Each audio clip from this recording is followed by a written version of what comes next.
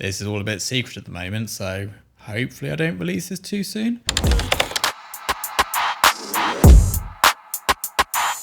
Now that I have more grey than black hair of what hair is remaining, there's some things I've learned about photography that I was originally completely wrong about. And I want to share with you these things because maybe I can speed up your learning process. You don't have to suffer like I did for years, just believing in the wrong things. So, there's no theme to these. They're all over the shop, but hopefully they're all useful. Now, before we dive into number one, let me know in the comments below what yours are, because I love reading this sort of stuff. It's like kryptonite for me, but kryptonite?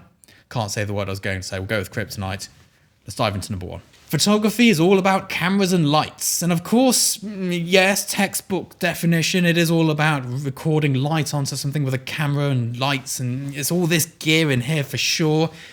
But actually what separates a great photographer from a failing photographer is creative vision. Now, that can even be in the most boring of genres. You're a pack shot photographer, you're a headshot photographer, whatever it is, having a slightly better creative vision than everyone else just makes you the person that gets booked. And in my field especially, it's all about creative vision. It doesn't matter whether it's sharp, it doesn't matter whether it's whatever. I can tell because I've been filming so long today. All of that side down there, blown out, doesn't matter. What matters in this video is the content coming out of my mouth. Now, this might well be rubbish, but this is what matters here. And in my photographs, which is what really matters to me, what matters there, I said matters a lot, is the concept. That is the key. That is the most important thing.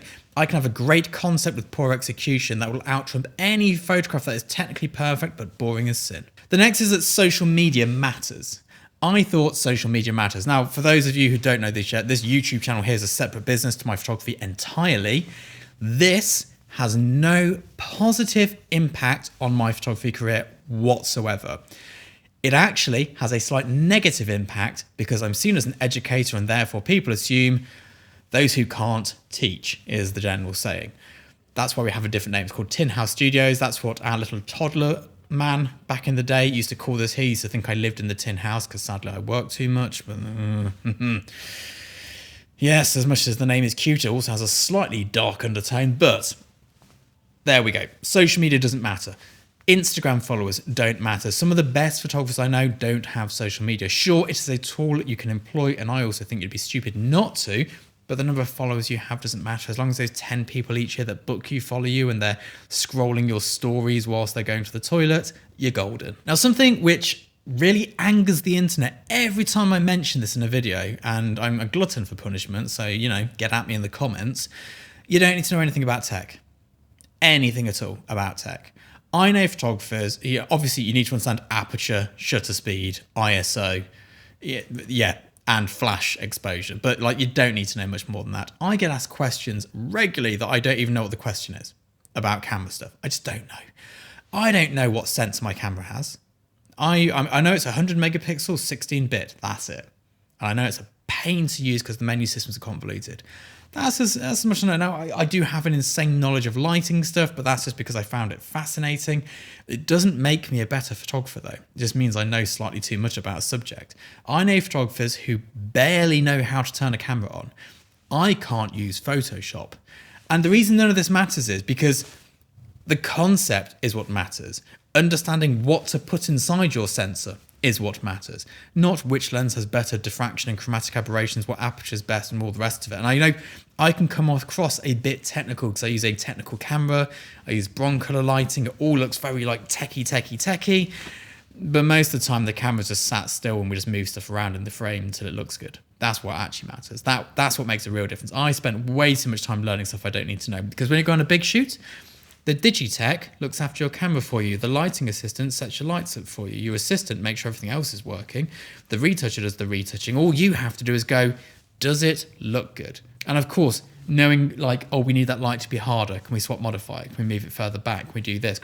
That does matter, but the level of tech knowledge the internet has is not what you need for a professional photographer. Just isn't. Right, this one here contradicts myself in many ways, but you have to live in London, Paris, or New York. And the reason I'm bringing this up here again, because I mention it a lot, if you want to be a commercial photographer like what I do in the UK, move to London.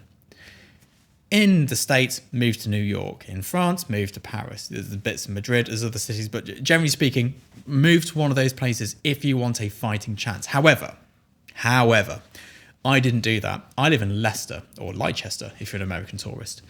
I live in Leicester. It's outside of London. It's the arse end of nowhere. I didn't move to London. It did make me becoming a professional in the way that I am incredibly hard.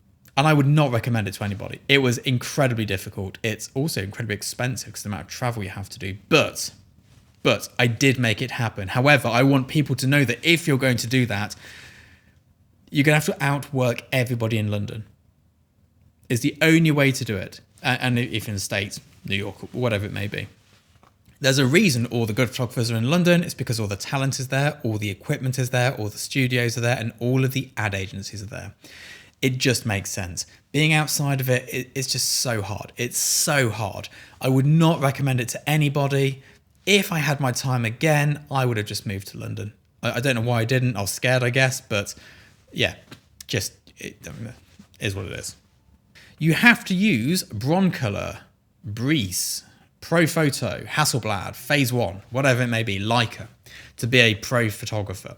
And of course, you know, if like me, you're starting out, you're looking at these behind the scenes pages, these big ad campaigns, and they've got like £500,000 of Broncolor, 6 Hasselblads sat on a table, you know, crew everywhere and all the rest of it. You're like, geez, that's millions of pounds of equipment I've got to get to be a photographer.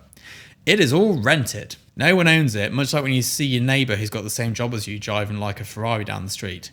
It's rented. They don't own it. You know, these influencers and stuff in their fancy sports cars, they don't own them, they rent them. We rent our kit. This stuff in here is all owned, obviously, like, but it's not loads of kit. It's enough to do a small job locally in Leicester. But like when we go to a big job in London, we just rent it. And everyone gets mad at me about this, going, oh, it's trying to... No, you can rant and rave about it all you like, internet folks, but the reality is we all rent it. You know, we all own a basic amount of kit. Some people don't own any kit at all because they don't see the point to do 2 jobs a year, but we rent it. Huge production, rent the lot. It just, yeah. I'm not going to go into any further. I've done it before and got lots of hate, but that's how it works. And the point of it is you don't need to worry about having to earn enough money to afford it all, because nobody does, and anyone who does is an idiot. Me owning all this stuff in here is a byproduct of the stupid decision I made not to live in London. The last one is that you have to have an agent. Now, this is all a bit secret at the moment, so hopefully I don't release this too soon. Because I don't like having free time and I like being busy, I am currently representing some photographers over at Agent at Large, which is my agent. I have an agent and I now am an agent at my agent's. I wanted to give it a go. I thought I might enjoy it. I'm going to try it, see if I enjoy it, and then reassess. Not going to give up photography, but I don't know. I like to have 2 things going at any time. At the moment, we've got this here and we've got my photography. Maybe in the future, I'll be an agent and a photographer and this will take a backseat. I don't know, but I want to give things a go. But I always thought you had to have an agent to be a photographer, and you don't. I now know there's some very good photographers who don't have agents. They either do it all themselves, they hire in production teams for each job, they have their own in-house producer, or they have their own in-house management and like suits inside. All of these things mean you have to have an agent of some form to be successful, but you don't have to have one like I have. My personal preference is to have one like I have because I don't pay them anything unless they get me work. And that's great for me. But there becomes a tipping point where you're making so much money it's cheaper to employ somebody to do it all for you.